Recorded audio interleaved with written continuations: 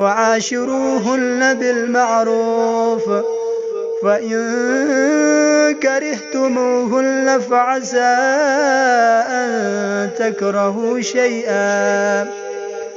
أن تكرهوا شيئا ويجعل الله فيه خيرا كثيرا. وعاشروهن بالمعروف، فإن كرهتموهن فعسى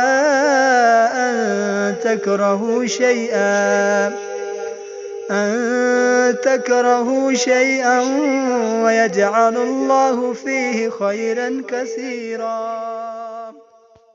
وعاشروهن بالمعروف، فإن كرهتموهن فعسى